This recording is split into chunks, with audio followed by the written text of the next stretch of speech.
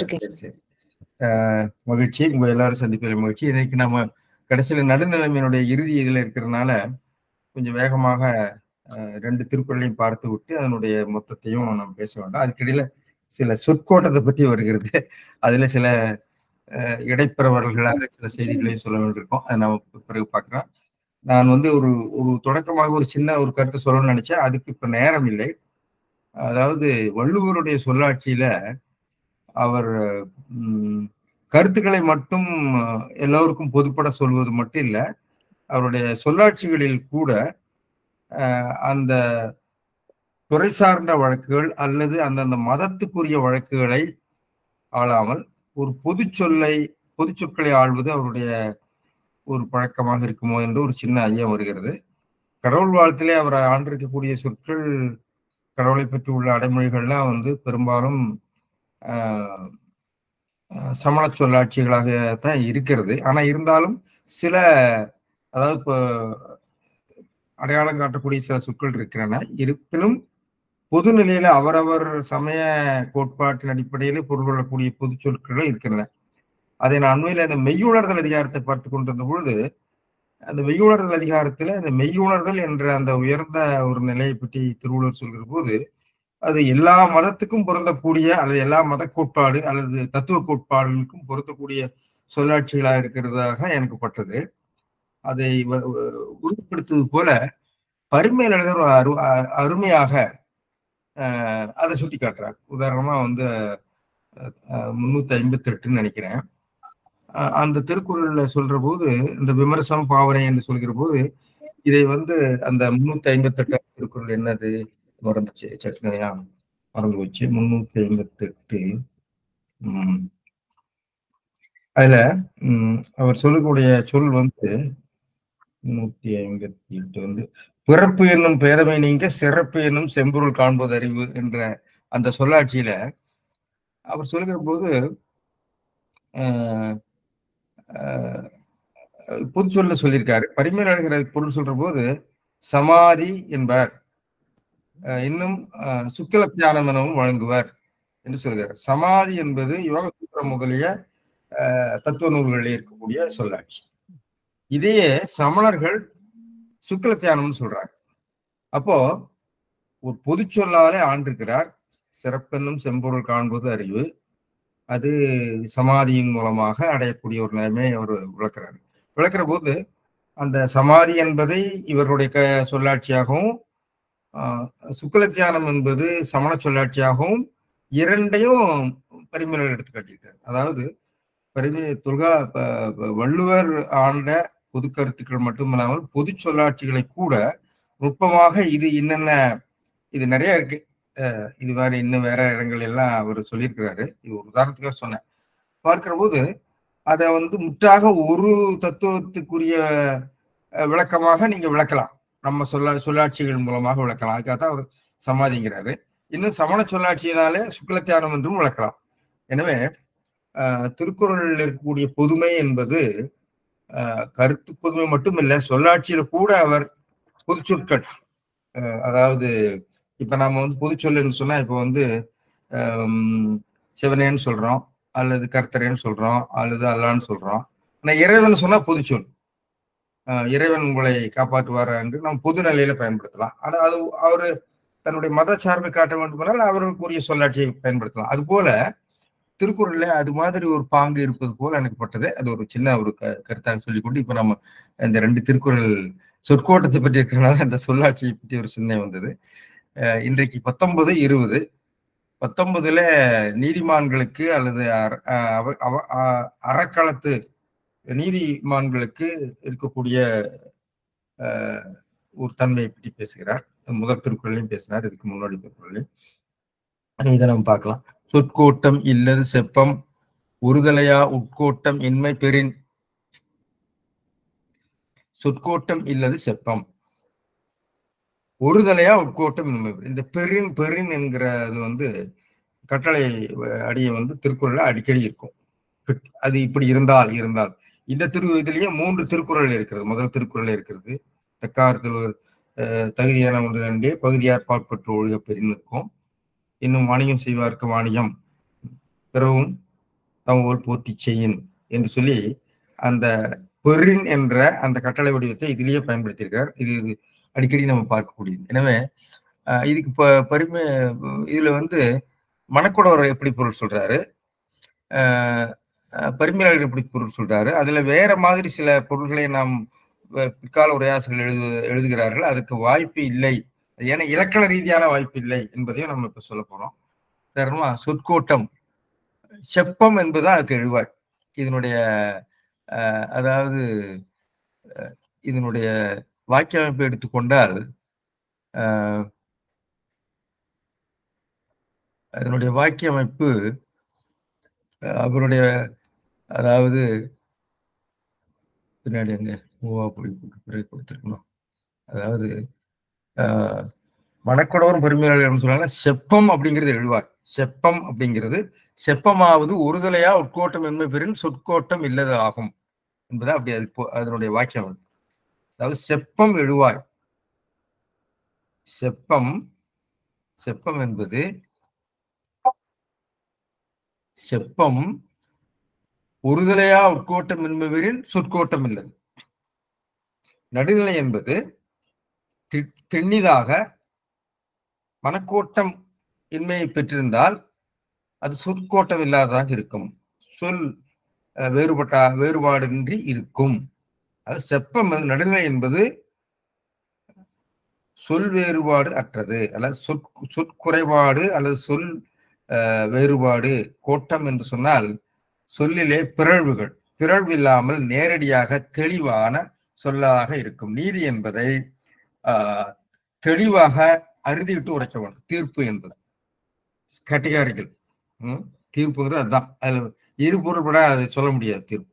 எனவே தீர்ப்பு அல்லது நீதி என்பது தெளிவான சொல்லாட்சிகளாலே அமைந்தது அப்படிங்கிற ஒரு நடுநிலைமையினுடைய இலக்கணத்தை சொல்றாங்க. அதுதான் என்னுடைய இது. அது அந்த வாக்கிய அமைப்பு கொஞ்சம் வேற மாதிரி ஆக்கப்பட்டிருக்கிறது. அது செய்வதற்காகவா அல்லது வேற என்னன்னு எனக்கு நம்ம ஆராய முடியும். எனவே பாருங்க, நடுநிலைமையாவது அதாவது செப்பமாவது கோட்டம் இல்லாததாய சொல்லாம். கோட்டமில்லாத இல்லது சொல். ஆனா நமக்கு எல்லாருக்கும் திடீர்னு சொல்றது சொற்கோட்டம் இல்லாதது செப்பம் அப்படின்னு நாம எல்லாரும் வாக்கியத்தை நினைப்போம். சொற்கோட்டம் இல்லாதது எதுவோ அதுவே செப்பம் என்று நாம் ஒரு வாக்கியத்தை அமைப்போம்.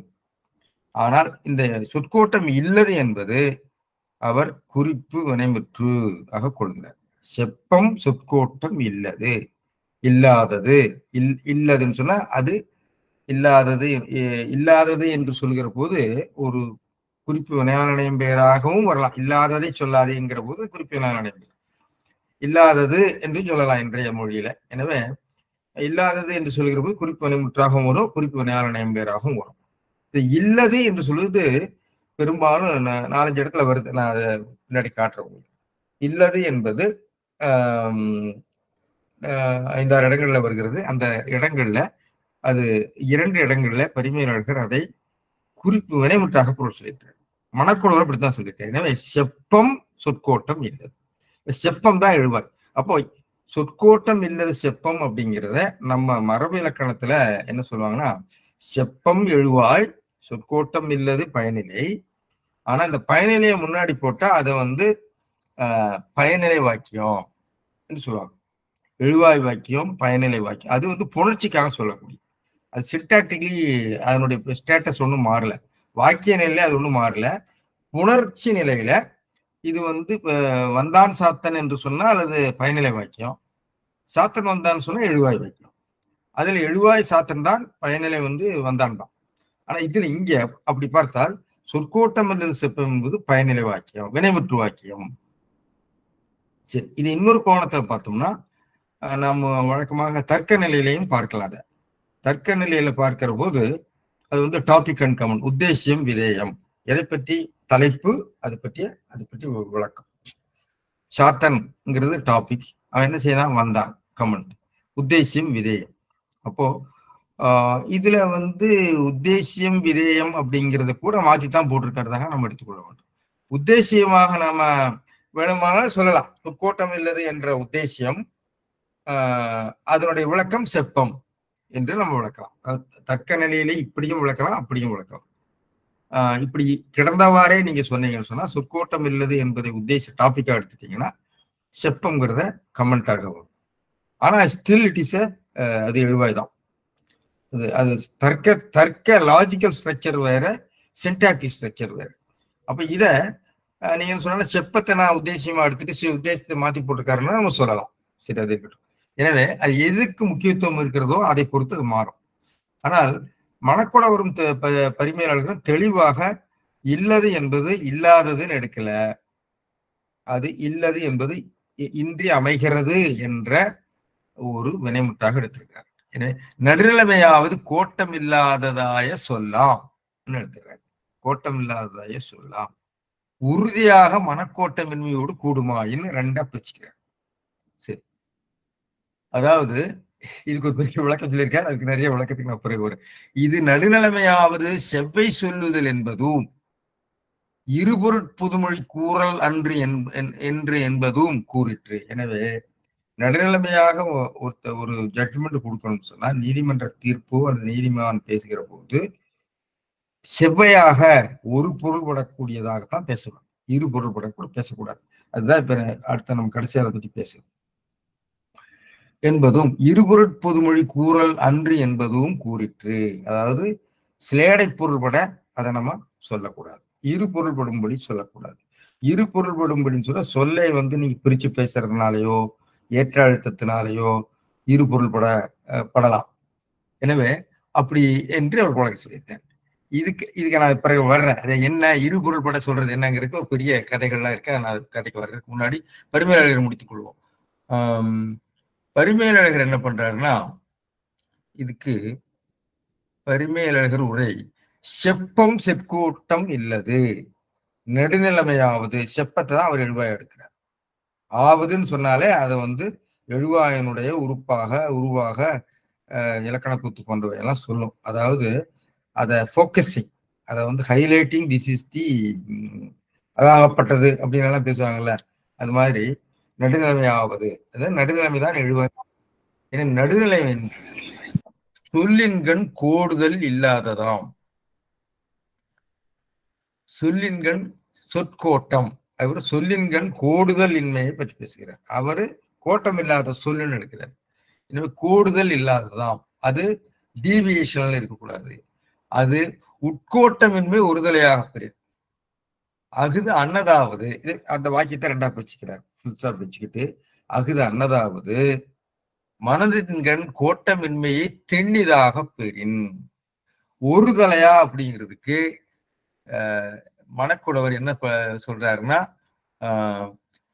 உறுதியாக எடுக்கிறார், இவரு திண்ணிதாக எடுக்கிறார். அதாவது ஒருதலையாக என்பதை நாம் வழக்கமாக மேம்போக்காக படிக்கிற போது ஒருதலை பட்சமாக என்று ஒரு பொருள் கொள்ளக்கூடிய தன்மை உண்டு. அப்படி சிலர் பொருள் கொண்டிருக்கிறார். ஆனால் ஒருதலையாக என்பது இந்த இடத்துல ஒருதலையா உட்கோட்டம், ஒருதலையான உட்கோட்டம் என்று கொள்ள முடியாது. ஒருதலையாக பெரின் என்ற வினைமுற்று கொண்டுதான் ஆக என்பது முடியும். எனவே ஒரு தலையாக என்று சொன்னால் உறுதியாக தான் எடுக்க முடியும். ஒருதலையாக பெரின்னு சொன்னா ஒரு பட்சமாக பண்றதுன்னு மாதிரி அது பொருள் முரண்பட்டு விடும். ஒருதலையாக உட்கோட்டம் என்று சொன்னாலும் பொருள் வேறுபட்டு விடும். எனவே அதை நாம பரிமேலழகரும் மனக்குடவரும் எடுத்ததை போல தெண்ணிதாக உறுதியாக என்று வினையடை பொருள், வினை உரிச்சொல்லாகத்தான் அதை நாம எடுக்க வேண்டும் என்று நம்ம புரிந்து கொள்ள வேண்டும். அதை நான் அதுக்கு வர்றதுக்கு முன்னாடி இதை முடிச்சிடுறேன். சொல் என்பது என்ன? எனவே தெண்ணிதாக பெறின் சொல் ஊழான் அறுத்து சொல்லும் சொல். ஊழான்னா முறையாக தர்ம நூல்களிலே அல்லது நீதி நூல்களிலே சொல்ல வேண்டிய முறைகள் சொல்லியிருக்கிறார். எப்படி ஒரு ஜட்ஜ்மெண்ட் கொடுக்கணும், எப்படி நீதியை சொல்லணும், அந்த முறையிலே அறுத்து சொல்லும் சொல். அந்த சொல் முற்றிலும் நீதி நூல்களிலே சொல்லப்படுகிற அந்த சொற்களாலே அமைய வேண்டும். அதாவது நீதிமன்றத்துக்குன்னு ஒரு குறிப்பிட்ட சொற்கள்லாம் உள்ளது உங்களுக்கு தெரியும். அந்த சொற்கள் நம்ம வாதி பிரதிவாதிங்கிறோம், அப்புறம் ஹோமிசைடுங்கிறான். அப்புறம் ஹோமிசைடுக்கும் கொலைக்கும் எல்லாம் வேறுபாடு இருக்கு. அதெல்லாம் டெக்னிக்கல் டேர்மா வருது. அதாவது துறை சார்ந்த சிறப்பு வழக்குகள் நீதிமன்றத்தில் பேசுகின்ற சொற்களுக்கெல்லாம் ஒரு குறிப்பிட்ட துறை சார்ந்த பொருள் உண்டு. அந்த சொல்ல நினைக்கிறார் ஊழான் அறுத்து சொல்லும் சொல். இந்த திருக்குறள் நீதிமன்றத்தில் உள்ள நீதிபதிகள் பேச வேண்டிய அவர்களுடைய தன்மையை பேசுகிறது, நடுநிலைமையாக இருக்க வேண்டும். இதுவும் இதுக்கு முன்னாடி உள்ள திருக்குறள். இதுக்கு அடுத்த திருக்குறள் வந்து வாணிகர்கள் நடுநிலையாக இருக்க வேண்டும் என்று பேசுகிறது. இங்க சரி பாருங்க. அப்புறம் இந்த ரெண்டாவது ஒரு விளக்கம் சொல்லியிருக்கிறாரு. அதாவது இந்த திருக்குறள் கருத்தை வேற முறையில சொல்லி பார்க்கலாமா என்று ஒரு வேறொரு உரை போல அமைத்திருக்கிறார். அது உரை அல்ல, அதை அதனுடைய பதவுரை என்று சொல்ல முடியாது, கருத்துரையாக சொல்லியிருக்கிறார். அது பேராஃப்ரைஸ் மாதிரி. காரணம் பற்றி ஒருபால் கோடாத மனத்தோடு கூடுமாயின் அறம் கிடந்தவாறு சொல்லுதல் நடுநிலையாம். இங்க பாத்தீங்கன்னா சொல்லுதல் நடுநிலையாம்னு இந்த வாக்கியமே மாறுது. அதாவது இந்த சொல்லை பதவுரையாக சொல்லாமல் கருத்துரையாக பேராஃப்ரைஸ் பண்றப்போ அறம் கடந்தவாறு சொல்லுதல், அதாவது சொற்கோட்டம் இன்மை என்பது அறம் கடந்தவாறு சொல்லுதல். அறம் கடந்தவாறு நீதி நூல்களிலே சொல்லப்பட்ட விதத்திலே சொல்லுதல் நடுநிலைமையாம்னு இந்த வாக்கியத்தை மாற்றி போட்டிருக்காரு.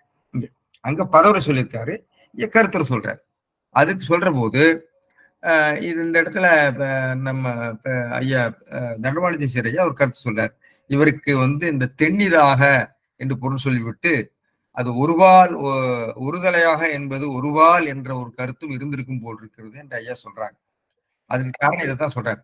காரணம் பற்றி ஒருவால் கோடாத மனத்தோடு கூடுமாயின் ஒருதலையா உட்கோட்டம் இன்மை பெறின் என்று சொல்லியிருக்கிறதுனால பரிமையாளருக்கு ஒருதலையா என்பதற்கு ஒருவால் கோடாத என்ற ஒரு பொருள் தருகின்ற எண்ணம் இருந்திருக்குமோ என்று ஒரு கருத்தை சொல்றாங்க. ஆனால் அவர் பதவுரையாக இதை சொல்லவில்லை, கருத்துரையாகத்தான் சொல்லியிருக்கிறார். கருத்துரையில வாக்கியத்தையும் மாற்றி இருக்கிறார். அது மட்டும் இல்லாம அந்த இடத்துல வந்து உட்கோட்டம் என்று சொல்லும்போது ஒரு காரணம் பற்றி என்று நம்ம அதுக்கு ஒருதலையா என்பதற்கு ஒரு காரணமா நம்ம அதுக்கு சொல்லலாம். அதுக்கு சமமான ஒரு கருத்துரையாக அதை சொல்லலாம். ஒருபால் கோடாத மனம்ங்கிறது உட்கோட்டம் இன்மை, உட்கோட்டம் மனக்கோட்டம் இல்லது, அதான் ஒருவால் கூடு, அதுலயே வந்து விடுகிறது. உட்கோட்டம் இன்மையிலேயே ஒருவால் கூடுதல் வந்து விடுறதுனால ஒருவால் கூடுதல் என்பதை ஒருதலையாக என்ற சொல்லோடு தொடர்படுத்தாமல் பொருள் சொல்ல முடியும். அப்படி சொன்னால் ஒரு காரணம் பற்றி ஒருதலையா ஏதோ ஒரு காரணம் பற்றி அப்படிங்கிற மாதிரி நம்ம எடுத்துக்கொண்டால் அந்த கருத்தை நம்ம கொஞ்சம் மாற்றிக்கொள்ள வேண்டியிருக்கும். எனவே எனவே எனவே கருத்துரை எனவே அதனோடு கூடாதாயின், ஏன்னா இது கருத்துரை தான் சொல்ற, எனவே அதனோடு கூடாதாயின் அந்த வாக்கியத்தை மாற்றி கூடாதாயின் அவ்வாறு சொல்லுது நடுநிலை அன்று. இது வந்து நாம வழக்கமா பேசக்கூடிய நேரணுமா குறிப்பெச்சம்ங்கிறதுக்கு அதாவது கூடிய மனக்கோட்டம் இல்லாமல் இருந்தால்தான் அது நடுநிலைமை. மனக்கோட்டத்தோடு அது கூடாதாயின் அது நடுநிலை அன்று என்று நாம ஒரு இன்ஃபரன்ஸ் பண்றோம் இல்லையா, நேர் அனுமானம், டைரக்ட் இன்ஃபரன்ஸ். இனம் என்ற அர்த்தாபத்தி என்ற நிலையில அர்த்தாபத்தி பொருளை கொண்டு வர்றார். எனவே அது நடுநிலை அன்று என்பதை வற்புறுத்தி அவர் எடுத்து பேசுகிறார். இது பரிமையாளர்கள் சொல்லியிருக்கார். அதாவது பரிமையாளர்கள் சொல்லியிருக்கிற இந்த மாற்று உரை ஒரு கருத்துரை தான், வாக்கியத்தையே மாற்றி வேறு உரை போல சொல்கிறார். இங்கு சொல் எழுவாயாகிறது, செப்பம் பயனிலையாகிறது. ஆனால் இது நேர் உரை என்று போந்த பொருள். எனவே இதுல வந்து சொல்லுக்கு சொல் இவர் ஒருதலையாக என்பதை ஒருவாற் கோடாத என்ற எண்ணத்தோடு பொருள் சொல்லியிருப்பார் என்று நாம் கொள்ள முடியாது என்பது என்னுடைய கருத்து. சரி, சொற்கோட்டம் இல்லதுங்கிற அரங்கிடந்தவாறு சொல்லுங்கிறாரு. செப்பம்ங்கிறது பயனிலை நடுநிலை. ஒருதலையா ஒரு காரணம் பற்றி ஒருவால், இங்கு ஒருதலையா என்பது காரணம் பற்றியே நான் விளக்கலாம்னு நான் தான் சொன்னேன். உட்கோட்டம் என்கிறது கோடாத மனத்தோடு, உட்கோட்டம் என்கிறது கோடாத மனம், அதாவது எதிர்மறையில சொல்லியிருக்கிறாரு.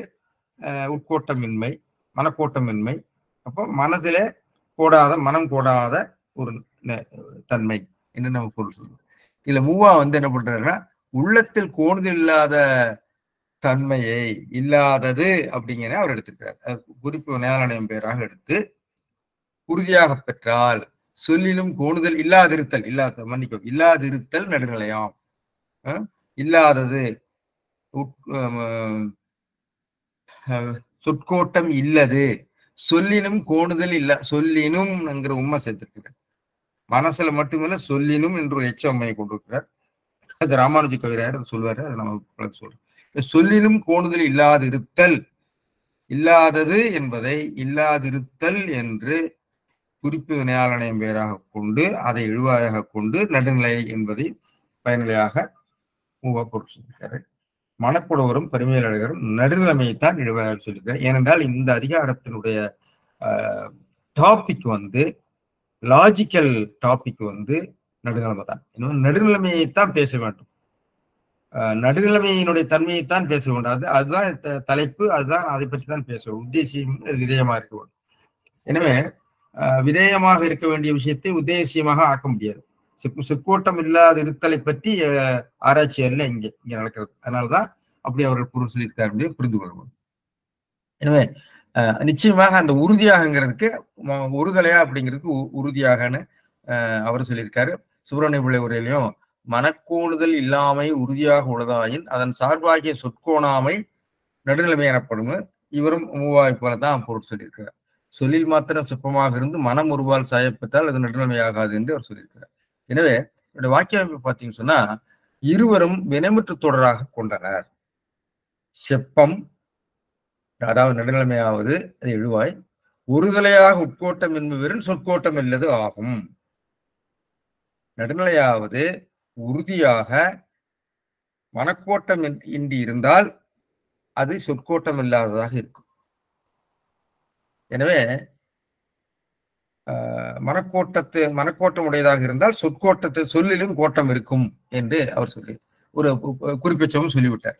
எனவே செப்பம் என்கிற நடுநிலையை எழுவாயாகவும் உத்தேசியமாகவும் கொண்டால் செப்பமானது ஒருதலையாக உட்கோட்டம் என்பவரின் சொற்கோட்டம் இல்லது ஆகும். அதாவது நடுநிலை என்பது உறுதியாக மனக்கோட்டம் இல்லாதிருப்பின் சொற்கோட்டம் உடையதாக இருக்கும் என்று பொருள்படும். அது நேர் அனுமானமாக நம்ம அப்படி சொல்லலாம். அதாவது மனக்கோட்டம் இல்லாத நடுநிலைமையே சொற்கோட்டம் இன்றி இருக்கும் என்ற பொருள்படும். மனக்கோட்டம் இல்லாத நடுநிலைமையே சொற்கோட்டம் இன்றி இருக்கும். எனவே நடுநிலைமை சொற்கோட்டம் இன்றி இருக்கும், அது மனக்கோட்டம் இல்லாத நடுநிலையே சொற்கோட்டம் இன்றி இருக்கும். எனவே மனதிலும் சொல்லிலும் இருக்க வேண்டும் என்று பார்க்கலாம். மூவா வந்து ஒருதலையா உட்கோட்டம் என்பவரின் சொற்கோட்டம் இல்லது எழுவாய் எடுத்திருக்காரு. இல்லாதல் செப்பம்னு எடுத்திருக்கிறாரு, காசுப்பிள்ளை எடுத்திருக்காரு. உறுதியாக மனக்கோட்டம் என்பவரின் சொற்கோட்டம் இல்லாமல் இருப்பதும் செப்பம் என்று சற்று பிசிறுபட்ட வாக்கியம் தான் கிடைக்கும் அதுல. அதாவது மனக்கோட்டமும் சொற்கோட்டம் இல்லாத செப்பம் என்று பொருள்படுகிறது. ஆனால் பரிமையில் அழகர் மனக்கோட்டம் இல்லாத நடுநிலைமை சொற்கோட்டமின்மையை நல்கும் என்று பொருள்படும்படி அவர் சொல்லியிருக்கிறார். மனக்கோட்டம் இல்லாத நடுநிலைமைதான் சொற்கோட்டமின்மையை தரும் என்ற ஒரு கருத்தை மறைமுகமாக சொல்லுகிறார். ராமானுஜ கவிராயர் எதை பண்றாருன்னா வேற இவர் மூவா போல எடுத்திருக்கிறார். செப்பத்தை வந்து பயனிலையாக எடுத்துக்கொண்டு சொற்கோட்டம் இல்லது என்னும் இடத்திலே இறந்து திரள்வீன் என்ற சிறப்புமை கூட்டி சொற்கோட்டம் இல்லதும் எனவும் சொற்கோட்டம் இல்லதும் உட்கோட்டமின்மை என்னும் இடத்திலே இறந்து திரள்வீன் என்ற சிறப்புமையை கூட்டி உட்கோட்டமின்மையும், அதாவது சொற்கோட்டம் இல்லதும் உட்கோட்டமின்மையும் பெறின், மனக்கோட்டம் இன்மையும் பெறின் என்று பொருளுரைத்து அதனானே பொருட்கோட்டமும், பொருள்னா சொல் என்று சொல்கிற போது சொல்லு மட்டும் இல்ல பொருளும், சொல்லினுடைய வடிவமும் பொருளினுடைய வடிவம் இருக்கிறார். பொருட்கோட்டமும் மனக்கோட்டம், அதனாலே பொருட்கோட்டம் சொற்கோட்டம் பொருட்கோட்டம் மனக்கோட்டம் இல்லாத போது பொற்கோட்டம் இல்லது நடுநிலைமை ஆகாது எனவும், சொற்கோட்டம் பொருட்கோட்டம் மனக்கோட்டம் மூன்றும் இல்லாததை நடுநிலைக்கு சிறந்தது எனவும் கொள்க என்று அப்படி ஒரு பொருள் சொல்லியிருக்கிறார். எனவே இதுதான் இந்த திருக்குறளுடைய அமைப்பு. இதுல செப்பம் அப்படிங்கிறதுக்கு நடுநிலைமை பெயர் சொல்லின்கண், சொல் என்பது அழுத்தம் பெறுகிறது. சொற்பொருளையும் நம்ம எடுத்துக்கொள்ள வேண்டும். சொற்கோட்டம்ங்கிறது கோட்டம் இல்லாத சொல் என்று அவர் மாற்றி போடுவார், கூடுதல் என்று அவர் மாற்றி போடுவது பார்க்கிறோம். இல்லது குறிப்பு நன்றாக வறுமையாளர்களும் மனக்கொடரும் சொல்ல, பிறர் எல்லாம் வந்து குறிப்பு வினையாளனை பெயராக சொல்லிட்டு ஆக்கி அதை அன்னதாவதுன்னு பிரிப்பாரு பெருமையாளர்கள். ஒரு உள் அப்படிங்கிறது மனத்தின் கண், கோட்டம் கோட்டம் அப்படின்னா பொருள் எழுதியிருக்காரு. இன்மையை ஒருதலையாக திண்ணிதாக, அதாவது ஒருதலையா என்பது ஒரு பாலாக என பொருள் இயலாது. ஒரு தலையா உட்கோட்டம் என வராது. ஒரு தலையா பெரின் என்பதை உட்கொண்டு முடியும். பெரு என்பதை தான் கொண்டு முடியும். தலையா என்ற வினை. ஒரு தலையான உட்கோட்டம் என பெயரச்சமாயின் அது வரலாம். ஒரு தலையான உட்கோட்டமின்மை என்று சொன்னால் அது ஒரு தலையானங்கிறதுக்கு ஒருபால் கூடிய அப்படின்னு பொருள் எடுக்கலாம். ஆனா ஒரு தலையா உட்கோட்டம் பெரின் என்றால வாக்கிய இலக்கண பொருத்தம் அமையாது, பொருள் வேறுபட்டு விடும். ஒரு தலையா உட்கோட்டம் இன்மை பெரின் என்றெல்லாம் சொன்னா அதுக்கு வாக்கிய வேறுபாடும் பொருள் வேறுபாடும் ஏற்பட்டு விடுன்னு பார்க்கிறோம். எனவே இந்த கட்டமைப்பு, இந்த பெரின் என்ற கட்டமைப்பு ஒரு 4 திருக்குறள்ல இருக்குதுன்னு பார்க்கிறோம். சரி, இந்த இல்லது அப்படிங்கிறது குறிப்பினமிட்டா வருகிறதுக்கு பாத்தீங்கன்னா சொற்கோட்டம் இல்லதுங்கிறதுல குறிப்பினமிட்டா பொருள் சொல்லியிருக்காரு. அதே மாதிரி 750ல இணைமாட்சித்து ஆகிய கண்ணும் இணைமாட்சி இல்லார்கள் இல்லது அரண். அரண் இல்லது இல்லாததுன்னு சொல்லியிருக்காரு. ஏனைய இடங்கள்ல பாத்தீங்கன்னா 2-3 இடங்கள்ல அவர் வினையாளன் பேரா சொல்றாரு. இல்லது என் இல்லவள் மாண்பானார் உள்ளது என் உள்ளவள் மாணாக்கடை உலகம் தழியது ஒப்பம் மலர்தலும் கூம்பலும் இல்லது அறிவு பல்குழுவும் பால் செய்யும் உட்பகையும் வேந்தலைக்கும் கொள்குறும் இல்லது நாடு. அந்த இடத்துல கூட நாடு இல்லதுன்னு சொல்லலாம். ஆனா அங்க வினையாளன் பேரா தான் பொருள் சொல்லியிருக்காரு. அதே மாதிரி மறைந்தவை கேட்கவற்று ஆகி அறிந்தவை ஐயப்பாடு இல்லதே ஒற்று. இந்த ஸ்ட்ரக்சர் ஒரே மாதிரி இருக்கு, ஆனா பொருள் வேற மாதிரி சொல்லியிருக்காரு. அதை நம்ம கொஞ்சம் ஆராய வேண்டும். செப்பம் என்பதை பற்றி நான் முன்பே சொல்லியிருக்கிறேன். செப்பம் என்பது இவர் ஒரு புது சொல்லாட்சியாக செப்பம் என்பது நடுநிலை என்று சொல்லியிருக்கிறார். ஒருதலையா திருக்குறள்ல நிறைய இடங்கள்ல வருது. திருக்குறள்ல அதுல தெளிய துணி பிறக்கும் வகையில ஒரு என்று அதிகமா வருகிறது. ஒரே ஒரு இடத்துல மட்டும் 84 ஒரு பக்கம் ஒருதலையான் இன்னாது காமம் காப்பது இருதலையான மனிதங்கிற இடத்துல ஒரு பக்கம் என்று வந்திருக்கிறது. எனவே இதுதான் இந்த திருக்குறள். இதுல ஒரு சின்ன செய்தியை மட்டும் ஒரு இடைப்பெறவர்களாக சொல்ல நினைக்கிறேன். கொஞ்சம் நீண்டு போகாம பார்த்துக் கொள்ள வேண்டும். அதாவது மணக்குடர் சொல்ற போது என்ன சொன்ன இருபொருட் பொதுமொழி கூறல் அன்று, அதுதான் நடுநிலைமைன்னு சொல்றார். இதுல உங்களுக்கு நிறைய கதைகள்லாம் சொல்லலாம், ரொம்ப நீண்டு போக வேண்டாம்னு நான் நினைக்கிறேன். இந்த மரியாதராமன் கதையில ஒரு கதை வரும். உனக்கு விருப்பமானதை கொடு. அது நான் முன்பு பேசியிருக்கேன்னு எனக்கு நினைவில்லை. ஒரு செல்வந்தர் இறக்கும் போது தன்னுடைய பணத்தை எல்லாம் தன் நண்பரிடம் கொடுத்து தன்னுடைய குழந்தையாக இருக்கக்கூடிய தன் மகனுக்கு பிற்காலத்திலே கொடுக்கும்படி ஏற்பாடு செய்கிறார். அப்பொழுது அவர் இறக்கும்போது சொன்ன வார்த்தை, உனக்கு விருப்பமானதை என் மகனுக்கு கொடு என்று சொல்லிவிடுகிறார். இறுதியாக அவன் வயதிற்கு வந்ததுக்கு பிறகு அந்த பையன் போய் அவருடைய நண்பரிடம் கேட்க போது மொத்தம் 1000 காசுல உனக்கு விருப்பமானதை கொடுக்க சொல்லியிருக்கிறாரு உங்க அப்பா. உனக்கு கொடுக்கறதுக்கு விருப்பமானது ஒன்றுதான், 999 நான் வைத்துக் கொள்கிறேன் என்று சொல்லி ஒரு காசு கொடுக்கிறாரு. உடனே மரியாதராமன் போய், மரியாதராமன் மிகச்சிறந்த நீதிமான். மரியாதராமன் நீங்க போய்விட்டு அடுத்த நாள் பாருங்க, நான் அதுக்கு தீர்ப்பு சொல்கிறேன் என்று சொல்லி அடுத்த நாள் அவர் சொல்லுகிறார். உனக்கு விருப்பமானதை கொடுனா உனக்கு விருப்பமானது 999 காசு, அதைத்தான் நீ அவங்களுக்கு கொடுக்கணும். நீங்கள் ஒரு காசை கொடுத்தது தவறு என்று அவர் தீர்ப்பு கொடுக்கிறார். அதுக்கு காரணம் என்னன்னா, உனக்கு கொடுக்க விருப்பமானதுன்னு ஒரு பொருள் கொடுக்கிறது. உனது விருப்பம் என்று ஒரு ஜெனிட்டிவ்க்கு என்ன சொல்றது, உடைமை பொருள் ஏற்படுகிற மாதிரி அந்த உனக்கு விருப்பமானதுங்கிறது உனது விருப்பம், உனக்கு கொடுக்க விருப்பம் என்ற 2 பொருள் விடக்கூடிய ஒரு வேற்றுமை தொடர். எனவே உனது விருப்பம் என்பது 999, உனக்கு கொடுக்க விருப்பம்ங்கிறது 1. எனவே இதுல அவர் நினைத்தது உனக்கு கொடுக்க விருப்பமானதை தான் கொடுக்கணும். உனது விருப்பத்தை தான் நீ அவனுக்கு கொடுக்கணும். உடைமை பொருள் படும்படி அதுக்கு விளக்கம் சொல்லி கொடுக்குறாருன்னு பாக்குறேன். இதுல ஒரு கதைக்காக சொன்னேன். இப்படி இந்த ஜட்ஜ்மெண்ட்ல ரொம்ப கவனமா இருக்கணுங்கிறது. ஆங்கிலத்துல நீங்க கேள்விப்பட்டிருக்கீங்க, kill him not leave him அதுக்கு வேற பொருள் பட்டு விடும். நம்ம சிலப்பதிகாரத்திலே வருகிறது, கொன்ற சிலம்பு கொணர்கன்னு சொல்லுது. அவர் கொன்ற சிலம்பு கொணர்க என்று தப்பா சொல்லிட்டாரு, அதனாலதான் அந்த பிழையின இருந்ததுனால நம்ம விளக்கம் சொல்லுவோம். இதுல தர்க்க நூல்கள் எடுத்து படிச்சா ரொம்ப நிறைய கதைகள்லாம் இருக்கு. ஒரு வக்கீல் வாதாடுற போது நீங்கள் உங்கள் மனைவியை அடிப்பதை நிறுத்தி விட்டீர்களான்னு ஒரு கேள்வி கேட்டா, ஆமா இல்லைன்னு சொன்னா 2 இதுலயும் அது இதுக்கு பேர் டிலமான்னு பேரு. அது இருதலை கொள்ளிவாதம்னு சொல்லுவாங்க.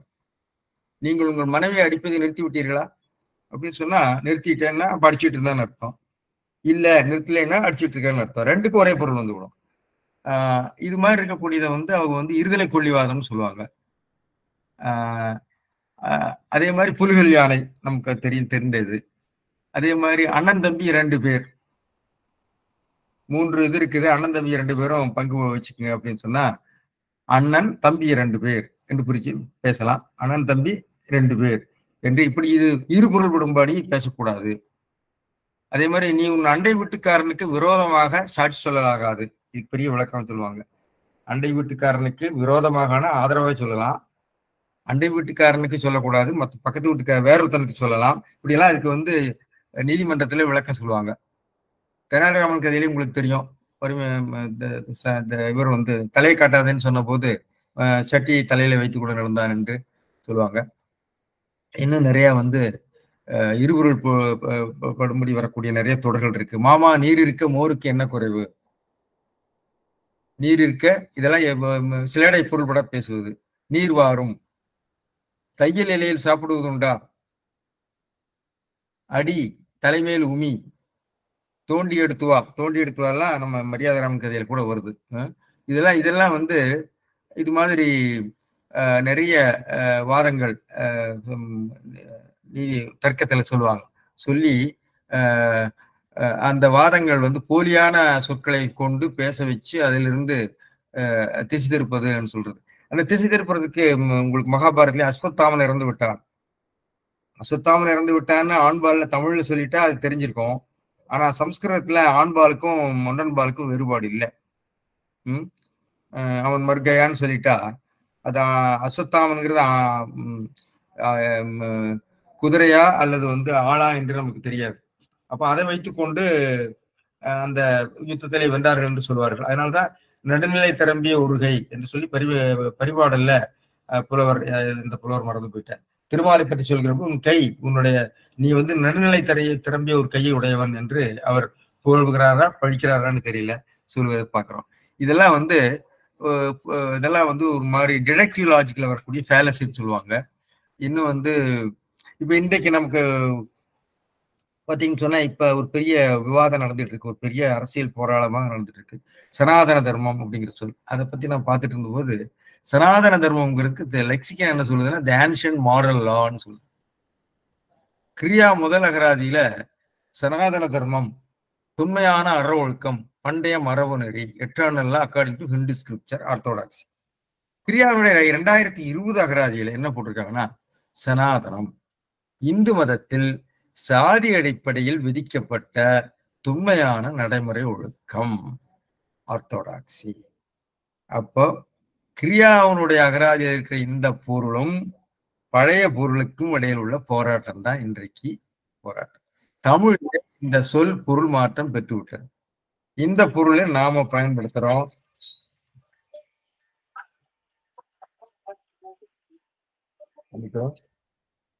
நான் கருத்தரங்க இருக்கிறேன். எனவே இந்த சொற்களும் பொருளும் மாறி மாறி வருகிறதுன்னு உங்களுக்கு தெரியும். இந்த சின்ன வீடுன்னு ஒரு சொல் இருக்கு இல்லையா, சின்ன வீடுங்கிற சொல் வந்து தமிழ் பேரகராதியிலும் கிடையாது, கிரியாவுடைய முதல் பதிப்பிலையும் இல்லை. இந்த 2000 தொடக்கத்துல இந்த பாக்யராஜ்ங்கிற ஒரு சினிமா எடுத்த போது அந்த சொல் புழக்கத்துக்கு வந்து நான் வெளிநாடு போயிட்டு திரும்பி வர்றப்ப சின்ன வீடுங்கிற சொல்ல பயன்படுத்திட்டு இருந்தாங்க. என்னன்னு கேட்டபோது சட்டத்துக்கு மனைவி இருக்கும்போது சட்டத்திற்கு புறம்பாக மற்றொரு பெண்ணை வைத்து தனியாக நடத்தும் குடும்பம் அப்படின்னு பொருள் போட்டிருக்காங்க கிரியாகராதியில 2020. பழைய இதுல அது இருக்கிறாங்கன்னு நான் செக் பண்ண முடியல. அதே மாதிரி சுடு அப்படிங்கிற சொல்லுக்கு வந்து திருடுதல் அப்படிங்கிற பொருள் வந்து பழைய தமிழ் லெக்சிகன்ல எல்லாம் இருக்காது. அது எனக்கும் தெரியாது. அது சென்னை பகுதியில் இருக்கக்கூடிய ஒரு குறு வழக்கு. இதெல்லாம் குறு வழக்குகள் பெரு வழக்குக்கு வர்றது. இதெல்லாம் சொற்களுடைய ஒரு மாற்றம், பொருள் மாற்றம், இதெல்லாம் வந்து நீதிக்கு ரொம்ப முக்கியம். இந்த பறையருங்கிற சொல்ல வந்து நம்ம வந்து இப்போ பறையர் மட்டும் இல்லை, இன்றைக்கு பல சொற்களை பாரம்பரியமாக நாம் பயன்படுத்தக்கூடிய சொல் குருடர். குருடர் அப்படிங்கிறது விழி இழந்தோர் கொள்ளின்னு தான் போடுவாங்க. செவிடர், செவி கேளாதார். எனவே செவிடர், குருடர் என்பது இன்றைக்கு ஒரு மாதிரி டெராகேட்டரி பொருளை அடைந்து விட்டது. அதனால அதை பயன்படுத்த முடியாது. அதை நம்ம வந்து பிரிவாட்டிவ் டேர்ம்ஸ்னு சொல்லுவாங்க. அதாவது அதை இழந்த தன்மை பதமாகத்தான் நம்ம பயன்படுத்த முடியும். எனவே இது மொழியினுடைய மாற்றத்தில் ஏற்படக்கூடிய ஒரு விஷயம். இது எல்லாம் கவனமாக கொண்டு இந்த நீதி இருக்க வேண்டும் என்று திருவள்ளுவர் சொல்லியிருக்கிற ஒரு நுட்பம் இங்கே நமக்கு நினைவுக்கு வருகிறது. அதை சொல்லிவிட்டு இப்ப அடுத்த திருக்குறளுக்கும் போயிடலாம். இது வந்து பெரும்பாலும் அதிகமாக மேற்கோள் ஒன்றும் வரல. மேற்கோள் வந்து வினைச்சொல் மேற்கோளாய் நின்றமைக்கு, அதான் அந்த இல்லாததுங்கிறது வினைச்சொல் சொல்றாரு. அது என்ன அர்த்தத்துல சொல்றாருன்னு தெரியல. ராமானுஜ கவிராயர் சொல்றது கொஞ்சம் ஆலோசிக்க வேண்டிய ஒரு விஷயம். சரி, அடுத்ததுக்கு போவோம். வாணிகம் செய்வார்க்கு வாணிகம் பேணி பிறவும் தமபோல் செய்யின். வாணிகம் செய்வார்க்கு வாணிகம், ஃபுல் ஸ்டாப். பேணி பிறவும் தம, இதுவும் செய்யின்னு வருது. வாணிகம் வியாபாரம் பண்றவங்களுக்கு வியாபாரம் ஆகும். வியாபாரம் நல்ல வியாபாரம், அவருக்கு நல்ல வியாபாரம். பேணி பிறவும் தமபோல் செய்யின். மணக்குழு என்ன சொல்றாருன்னா, வாணிகம் செய்வார்க்கு வாணிகம் ஆகும். அவனுக்கு இன்னைக்கு நல்ல வியாபாரம் அப்படின்னு சொன்னா நல்ல விற்பனை நடந்தது, அதனால லாபம் கிடைத்தது என்ற பொருள் எல்லாம் வருகிறது.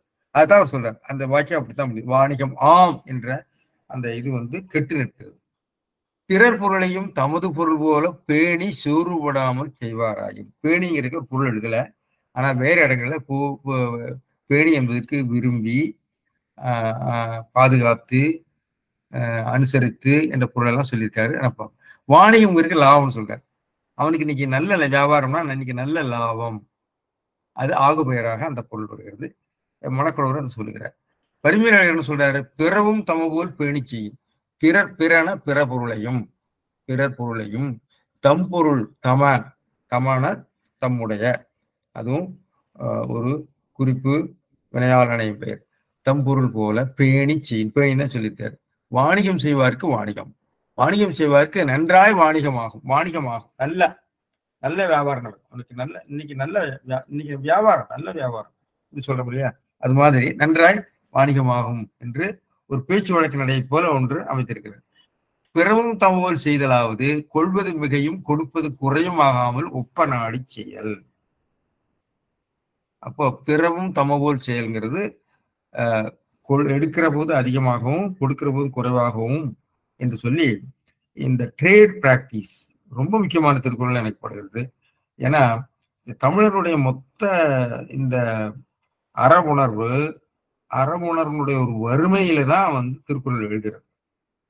திருக்குறள் எழுதுகிற காலத்துல தமிழர்களுடைய அறவுணர்வு மிகவும் வறுமைப்பட்டு போயிருக்கும் தான் எனக்கு தோணுது. இல்லாவிட்டால் இவ்வளவு விஷயங்களை சொல்ல வேண்டிய அவசியம் இல்லை.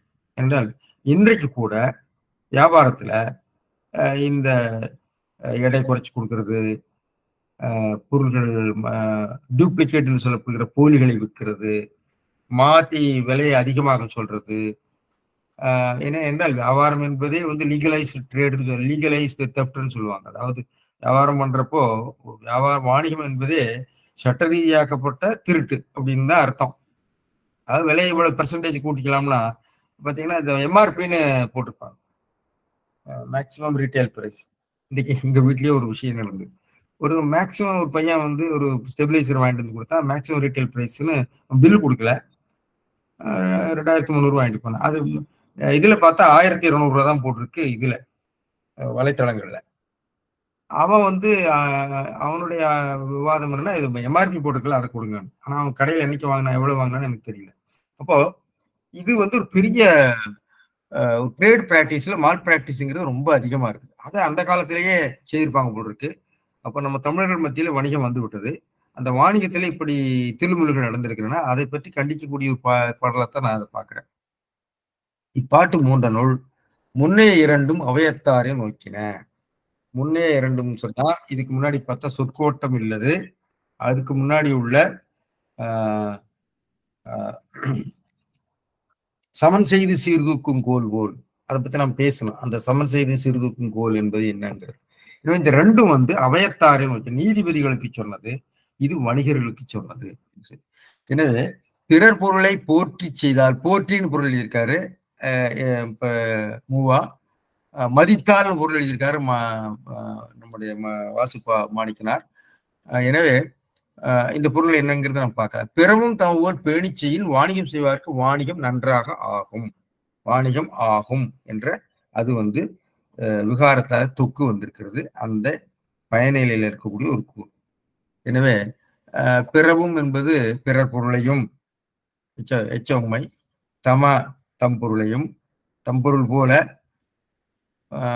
பேணிங்கிறது சோர்வுபடாமல்னு ஒரு பொருள் சொல்றாரு நம்ம மணக்குடவர் கொஞ்சம் சேர்த்து. விரும்பின ஒரு பொருள் பொதுவா வருது. பேணுதல்லாம் பெரும்புதல் ஒரு பொருள் உண்டு, உரிச்சொல்லியே வருதுன்னு நினைக்கிறேன். ஆனா இங்க பேணு என்பதுக்கு என்னென்ன பொருள் இருக்குன்னு பார்த்தோம்னா, பேணுதல், போற்றுதல், பாதுகாத்தல், மதித்தல்,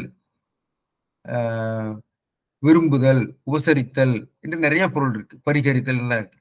இதுல பாதுகாத்தல் அல்லது வந்து போற்றுதல், போற்றி, செரிஷ் அப்படிங்கிற பொருளை தான் மூவா எடுத்திருக்காரு. சரியான பொருள் தான் நான் நினைக்கிறேன். எனவே செய்யன் செய்தால் வாணிகம் செய்வார்க்கு பயனிலை நன்றாய் வாணிகமாகும். ஆகுபெயர் வந்து லாபம் என்ற பொருளை சொல்றாரு. அது வந்து ஆகுபெயர் பொருள்ல வருகிறது பார்க்கிறோம். எனவே இதுல பேணுதல் என்பது திருக்குறள் நிறைய இடங்கள் வருது. அதனுடைய பொருள் வந்து ஓப்பனை செய்து, ஆசைப்பட்டு, வழிபட்டு என்ற பொருள்கள்லாம் வருகின்றன. அந்த பேணிக்கு மட்டும் நான் பார்த்தேன், மற்றதுக்கு நான் முழுசும் பார்க்கல. முழு பொருளை நாம் பார்க்க வேண்டும். இது மேற்கோளாக வணிகர் வேளாளருக்குரிய வாணிக சிறப்பிற்கு மேற்கோளாக நச்சினார்க்கினியர் இந்த திருக்குறளை காட்டியிருக்கிறார். இப்போ நாம வந்து திருக்குறளுடைய ஒரு இதுக்கு வந்துடுறோம். என்ன சொல்றது, திருக்குறள் முடிந்து விட்டது, இந்த அதிகாரம் முடிந்து விட்டது.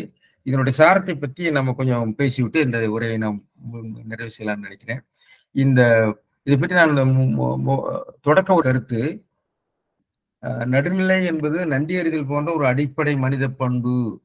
இது திருக்குறள்ல தான் மிக சிறப்பாக இவ்வளவு விரிவாக ஆராய்ச்சி செய்யப்பட்டிருக்கிறது போல எனக்கு தோன்றுகிறது. ஏனென்றால் அது ஒரு மனித பண்பு, ஒழுக்கம் என்ற நிலையில, தனி மனித நிலையில ஒரு உளவியல் நிலையில ஒரு உணர்வாக நடுநிலை என்பது நம்ம அதை பற்றி பேசினேன். இந்த நம்ம வீட்டுக்குள்ளேயே குழந்தைகளாக பிறக்கிற போது காக்கா கடி போடுறதுங்கிறது ஒரு நடுநிலை உணர்வு தான். 2 பேரும் சமமா பங்கிட்டுக் கொள்ளலாம் என்பது. அது அங்கிருந்தே நம்ம தொடங்குகிறது. அது ஒரு உளவியல் பண்பாக மாற வேண்டும். அந்த உளவியல் பண்பு ஒழுக்க பண்பாக மாற வேண்டும். அது உயர்நிலையில சமூக உறவுகள்லயும் அது வர வேண்டும் என்பதுதான் திருவள்ளுவருடைய நோக்கம் போல் இருக்குது. அதனாலதான் அவர் படிநிலையாக ஒன்றாக சொல்லிக் கொடுக்குகிறார். அது அரசர்கள், செங்கோல் செய்யக்கூடிய அரசர்கள், அறக்களத்து நீதி சொல்லக்கூடியவர்கள் நடுநிலை உணர்வோடு இருக்க வேண்டும். 2 நாடுகளுக்கு இடையிலே நடுநிலை உணர்வு இருக்க வேண்டும்.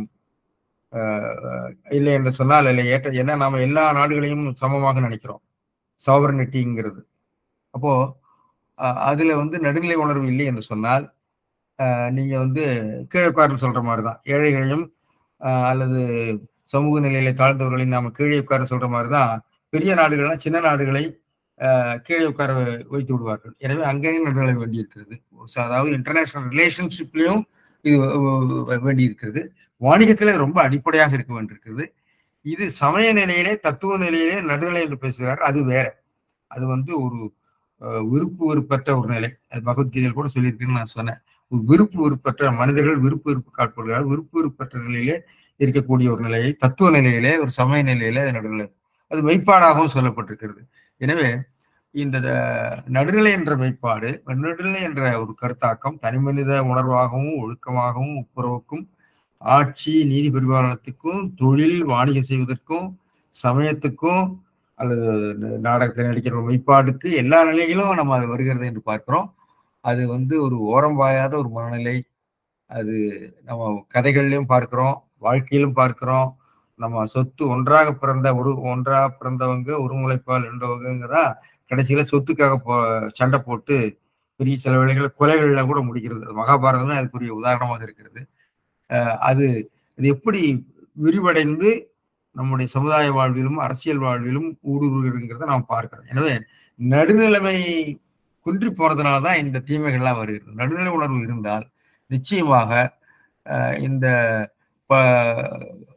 போராட்டம் மனிதர்களுக்கு இடையில போராட்டம் குறையும் என்று திருவள்ளுவர் நினைத்திருப்பார்கள். எனவே ஒரு தனி மனித ஒழுக்கம் மட்டுமல்ல, சமுதாயத்துக்கும் தேவையானது என்ற நிலையில தான் அதை அமைத்திருப்பாருன்னு நினைக்கிறேன். ஏனென்றால் நான் முன்பே சொன்னேன், திருமந்திரம் போன்றவற்றில் இருக்கக்கூடிய நடுநிலைமை என்பது வேறு. அதுக்கு பொருள் சொல்லியிருக்கிறாங்க. ஜட்மெண்ட், நீதி, தீர்ப்பு போல உரை எழுதியிருக்காங்க. அந்த உரையெல்லாம் தவறானது. நடுநின்றார்கன்றி ஞானமும் இல்லைங்கிறது அது மனநிலை ஒரு தத்துவ நிலையை பற்றி பேசுகிறார். இந்த நடுநிலைமை அல்ல அது. பகவத்கீதையிலையும் சொல்லப்பட்டிருக்கிறது, அது ஒரு சமய நிலையில் உள்ள ஒரு நடுநிலைமை தான். எனவே குறள் பேசுவது உலகியல் நடுநிலைமை, அதாவது நம்முடைய உலகத்திலே இருக்கக்கூடிய நடைமுறை வாழ்க்கையில் உள்ள நடுநிலைமை பற்றி பேசுவது. இந்த அதிகாரத்துல பிற இடங்களில் பேசியிருக்கிறார் என்பதை நாம் பார்க்க வேண்டும். வள்ளுவர் நடுநிலை என்ற பொருளை சொல்லை குறளகத்தை எங்கு ஆளவில்லை. ஆனால் அந்த ஒரு பொருட்பொன்மொழிகளாக தகுதி, செப்பம், நடுவு, கோடாமை, கோட்டமென்மை, தமவோல் பேணல் போன்ற சொற்களை எல்லாம் ஆண்டிருக்கிறார். எனவே நடுவு என்பதை 3 இடத்திலும், செப்பம் என்பதை 2 இடத்திலும், தகுதி என்பதை தகுதி என்ற சொல்லுக்கு புதிய பொருளை திருவள்ளுவர் கொடுத்திருக்கிறார். கோடாமை என்பதை 2 இடத்தும், தமவோல் பேணல் என்பதை ஒரு இடத்தில் அமைந்திருக்கிறார். இந்த திருக்குறள் மொத்த அமைப்பை நாம் பார்க்கிற போது திருக்குறள் மொத்தத்திலே ஒரு முதல் திருக்குறள் நடுநிலையுடைய சிறப்பை பேசுகிறது. 3வது திருக்குறள் 2, 3 திருக்குறள்கள் நடுநிலைமையான் வந்த செல்வம் நன்மை பயத்தலும் ஏனை செல்லும் தீமை பயத்தலும் என்ற செய்தியை சொல்கிறார். 4வது திருக்குறளை தக்கார் தகவலர் என்பது அவர் ஒரு எச்சத்தால் காணப்படும் என்று, இந்த நடுநிலைமையை உள்ளவனா இல்லாதவனா என்பதை உங்களுடைய புகழோ அல்லது சந்ததிகளோ தான் சொல்லுவார்கள் என்று ஒரு கருத்தை சொல்லியிருக்கிறார். சந்ததி என்பதுதான் பலரும் சொல்லுகிற கருத்து. இன்றைக்கு புகழ் என்ற ஒரு கருத்தையும் பலரும் சொல்லுகிறார்கள் என்று பார்க்கிறோம். ஒரு 5, 6, 7 திருக்குறள்ல கேடும் பெருக்கமும் இல்லல்ல என்பதுல கேடும் பெருக்கமும் கூடுதலான் வாரா, கூடுதல் கேட்டுக்கு ஏதுவா, நீங்க நீதிநிலை தவறினால் கேட்டுக்கு ஏதுவாகும், கோடாதவன் தாழ்வு கேடு அன்று என்றெல்லாம் சொன்னார். அடுத்தது இந்த இறுதியா இப்ப பார்த்த 3 திருக்குறளிலும் சமன் செய்தி சீர்திருக்கும் கோல் போல் அமைந்து ஒருவாள் கோடாமை, இப்ப நாம் பார்த்த சொற்கோட்டமின்மை, வாணியம் செய்வார்க்கு வாணியம் என்ற 3ம் முன்னே 2ம் அவையத்தாரை நோக்கின, ஏனையது வணிகரை நோக்கிற்று. அவ்விரு தரத்தார்க்கும் இவ்வரம் வேறாக சிறந்தமையின், சிறப்பாக ஸ்பெசிபிக்கலி செவரலி வேறு வேறாக அதுக்கு சிறந்தமையின் அதை இங்கே சொன்னார் என்று சொல்லி ஒரு முத்தாய்ப்பாக பரிமையாளர் சொல்கிறார். தகுதி என்பது நடுநிலை என்ற பொருளை திருவள்ளுவர் தான் முதல்ல ஆண்டிருக்கிறார். திருமாலை நடுநிலை பிறந்த திருமால் என்று சொல்லி பரிபாளர் பேசுகிறார் என்று சொன்னேன். திருவள்ளுவரே வெகாமையிலே நடுவின்மை, நடுவன்மை போன்ற சொற்களை எல்லாம் ஆண்டிருக்கிறார். இப்படி திருக்குறள்ல இந்த நடுநிலை என்ற ஒரு கருத்தாக்கம் மிக முக்கியமான ஒரு இடம் பெறுகிறது. அது இன்றைய தனிமனித வாழ்க்கை, சமுதாய வாழ்க்கை, இன்னும் எல்லா வாழ்க்கைக்குமே அது பொருத்தமானது. அது இவ்வளவு விரிவாக சொன்ன நூல்கள் வேறு இருக்கின்றனவா என்று எனக்கு தெரியவில்லை. எனக்கு என்னுடைய சிற்றறிவிலே அதை அப்படி காணும். வடமொழி நூல்களை நான் பார்த்த அளவுக்கு இது தனியா எடுத்து பேசல, அங்கங்க சொல்லியிருக்கிறாங்க. தனியா எடுத்து 10 திருக்குறளை இவ்வளவு விரிவாக பேசியிருக்கிறார் என்பது ஒரு எனக்கு சிறப்பாக பட்டது. நம்முடைய சிற்றறிவு வைத்துக் கொண்டு அப்படி சொல்லக்கூடாது. எனவே இவ்வாறு சொல்லிவிட்டு இந்த உரையை நான் நிறைவு செய்யலாம்னு நினைக்கிறேன். இவ்வளவு தூரம் பொறுமையாக கேட்ட உங்களுக்கு நன்றி, வணக்கம். ஐயா வணக்கம் ஐயா. சொல்லுங்க ஐயா. ஐயா எனக்கு ஒரு சந்தேகங்கய்யா. இந்த மணக்குட ஒரு உரையில இருபொருட் பொதுமொழி அப்படின்னு ஒரு கலைச்சொல்ல குறிப்பிடுறாருங்க இல்லையா? இருபொருட் பொதுமொழின்னு அது பொதுவா அந்த தனிமொழி, தொடர்மொழி, பொதுமொழி அப்படி வரும்போது பொதுமொழி 2 பொருள்ல வரும் அப்படிங்கிற மாதிரி சொல்லுவாங்க. இவர் சிறப்பிச்சு அந்த இருபொருட் பொதுமொழி அப்படின்னு சொல்றாருங்க. அது எப்படிங்க புரிஞ்சுக்கிறது? சிலேடை தொடர்மொழி சிலேடை அப்படிங்கிற போது இருபொருள் அவர் சொன்னாரு. பல்பொருள், ஒரு மொழிக்கு பல பொருள், ஒரு பொருள் பன்மொழின்னு சொல்றோம் இல்லையா? ஒரு பொருள் பன்மொழின்னு சொல்றோம். பல பொருள் ஒரு சொல், பல பொருள் ஒரு சொல்ல நினைக்கிறார். சரி, அந்த பல பொருள் ஒரு சொல்லுங்கிறது அவர் இருபொருள் பொதுமொழிங்கிறாரு. ஆமா, பொதுமொழி பொது சொல்லால இரு பொருள் பெரும்பாலும் இருபொருள் படுறதுதான் நம்ம உடனடியாக இருபொருள் படும். பல பொருள் படுறது இருந்தாலும் நீங்க அதாவது ஒரு சொல்லுக்கு பல பொருள் இருக்கிற போது சட்டுன்னு இந்த சிலேடை போன்றவற்றில இருபொருள் தான் முன்னிற்கும். வேற பொருளை சரிங்க. நீங்க கொடுக்கலாம். சரிங்க, சரிங்க. அதனால அவர் சிலேடை என்று சொல்லப்படுகிற பண் சரி. அப்படிங்கிறத அவர் நினைக்கிறாருன்னு நினைக்கிறேன்.